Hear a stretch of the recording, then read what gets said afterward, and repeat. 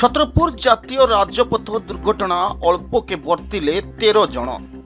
କୋରାପୁଟରୁ ପିକନିକ୍ ସାରି ନିମାପଡ଼ା ଫେରୁଥିବା ବେଳେ ଏକ ମାରୁତି ୟୁଇଙ୍ଗର ଗାଡ଼ି ଛତ୍ରପୁର ଜାତୀୟ ରାଜପଥ ଏକାମ୍ରନଗର ଠାରେ ଦୁର୍ଘଟଣାଗ୍ରସ୍ତ ହୋଇଛି।